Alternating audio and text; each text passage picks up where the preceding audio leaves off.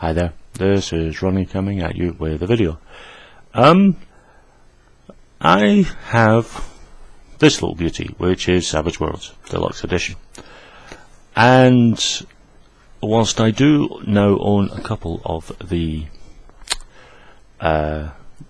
campaign settings for it, which I'll review in a different video, my main set of books that I have as extensions are the companions, so I thought I would do an overview of the companions. I'm probably going to do one video for each. I think that would be the smart way of doing it. So the first one I'm going to talk about is this one, the Fantasy Companion. This retails for about £15, and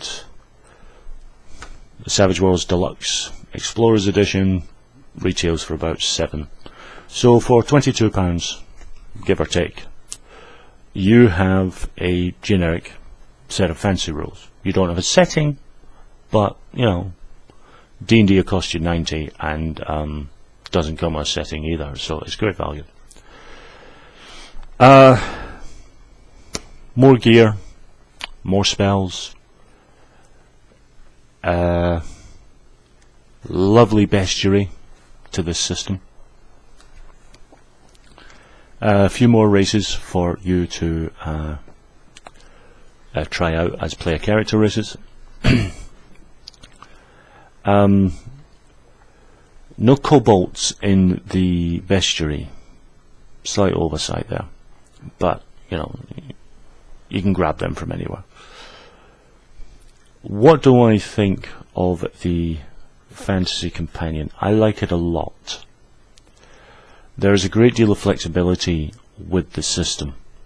Like any good generic fantasy system, you should be able to run the gamut of fantasy styles. Everything from high fantasy, which you can handle very well, to sword and sorcery, which you can also handle very well. You could even take all the sort of fantastical elements out of it, or at least dial them down to the bare minimum, and you have something akin to Game of Thrones. I think if you really wanted to use Game of Thrones more, you would probably have to nick a couple of things out of the Horror Companion, just to sort of simulate the White Walkers. But it's not impossible to use. If you are looking for a generic set of fantasy rules, not a setting, but a generic set of rules, and you already own the Explorers Edition, and the Explorers Edition is nice. The only problem is with the Explorers Edition is it's trying to be all things to all people, which means it can't be in depth, which is why the companions exist. Then I would say the Fantasy Companion is well worth getting and well worth your time. It's a nice, simple system, and it hasn't added any complexity to the system. It's just added more options for you, more spells, new things to hit. I own the Palladium role-playing game, and I said in another video that I like the setting, but it's not a system I think I would ever use anymore. I think I would quite happily tear the system down, just use the world map, and use Savage Worlds and the Fantasy Companion to run that world. Obviously there are, you know, there's a section on creating new creatures, so creating some of the individual creatures from Palladium wouldn't be that difficult.